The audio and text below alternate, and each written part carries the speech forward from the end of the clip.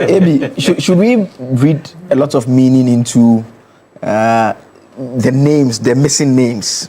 I mean, Greater Accra, there's no Jerry Ahmed, there's no Patrick Bawumia, and Patrick Bawumia is one of those MPs in the MPP group that enjoys a certain level of respect across the political divide. He's not in there. I've not seen Osahin Alexander Fenyomakin in the list as well. Maybe the excuse can be that he's a leader because the deputy minority leader is also not in the list, Patricia Apieje as well. But I mean, at least let's stay on Patrick Bawumia, for instance, staying away. I mean, is that to say that those people do not support or they don't want their support to be known as an alternative? As an NDC person, I'm disappointed they are not part of it. I wish they were part of it to muddy the waters further. I am disappointed that to whose advantage?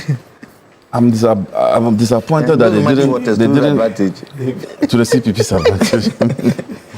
You see, the 63 MPs, what they have done, it's like taking a knife and stabbing the heart of the MPP, what they have done. It is unwise to do what they did. What they did is further dividing the party. You see, I am excited that this is happening to them, and the 63 don't know what is going to befall them all. It's like tsunami that will hit them. Look at the way this country is being managed. Look at the air of freedom. Immediately you land at Kotoka International Airport, you are a foreigner, you can feel the air of freedom that is blowing. As opposed to the tense nature, there were times in this country when people were calling the military to take over. Call the military fools. You remember? That was where we got to. That was the brink, before you tumble. That's where we got to. And instead of them to sit down and think about how to unite their party, they are further doing this as parliamentary group. That is dangerous to their own survival. And look at who called them to a meeting. Nana Addo Akufo-Addo. Can you imagine? Who brought this to the party? And that's why I agree. Should have been Kufuor. The fact that Akufo-Addo even has his hands in these matters would make Ghanaians even think that it's a no-no. Yeah. You see? So, look, in the coming days, we'll begin to see how this party will look like after 1st December, after 7th December. Yes. No, 31st January, yeah. Because the other contestants would begin to feel hard done by. Isolated. Now, how do you patch the differences after this 31st December, 31st January exercise? You have a situation where currently, as we speak, there are spokespersons, when they put one here and they put one here, they spew garbage and insult each other.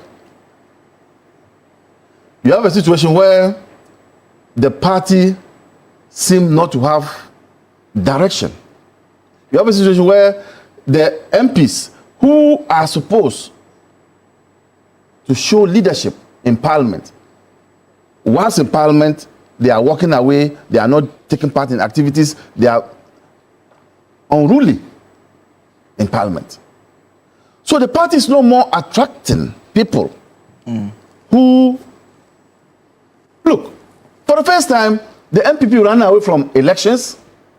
You couldn't put up a candidate. MPP, it has never happened. In Tamale. So, but I'm happy because, you see, the way the leadership of the NPP is going, we are trying to ensure that the country progresses. We are conserving properties. We are ensuring that what belongs to government stay with government. In the likely event that they come, they will dissipate all these things. So I'm happy their center is cracking so that they can't come back immediately. Because look at what we are hearing from members of their party. What kind of looting is that? See how people amass wealth. And you see what is going to happen. And I've been saying this on this platform. You, me, and all of us, our children will be friends to their children. In the near future, the two set of children will be talking. Oh, your father was a politician. Your father was a politician. Then my children will say that I was useless. That's what will happen. Because you didn't steal. I didn't steal. Then what will happen is that virtually their children will go and be playing golf and lying down, sleeping, and money will be coming because they've already invested those stolen wealth. Yes, they will be playing golf and come and sleep, and the money will come. My children will be working, hustling, doing pa. That is not fair. So let them understand that it is important for them to rather look inwards and deal with the unity of their party than doing what they are doing. But I'm excited. And just before I go to Prof on Zoom, I mean, on the division that you speak of and what the MPs have done, I mean, one would argue that other MPs had, prior to this, already endorsed other candidates. And so, for instance, Sticker, Dr. Stephen Amwa, he's an MP in Shaiso. He's been moving with Kennedy Japan all around. I think Kweku Kwati as well. And so the one would argue that it's the campaign season. Some of them had already gone to do that. It's just the case that Dr. Bawumia has the numbers, and so a number of them have come out that way. The effect is not the same. The collateral damage is not the same. Where you have an individual, members of parliament, aligning themselves to one candidate or other. But when you have almost the entire parliament, rooting in favor of one person. Because he enjoys that support. And I'm saying that the collateral effect is what I told you, that it has a damage that will be that will afflict the party.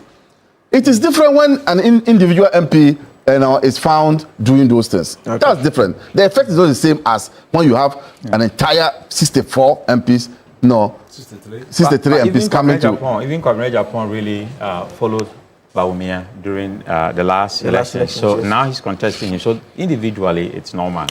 But we all know from Romans, Matthew 12:22, that a house divided among itself doesn't stand. Okay. And a house that is divided among itself with conflict leads to collapse of that house. So they should be wary of that. Okay. Let me go to Professor Smart Sapon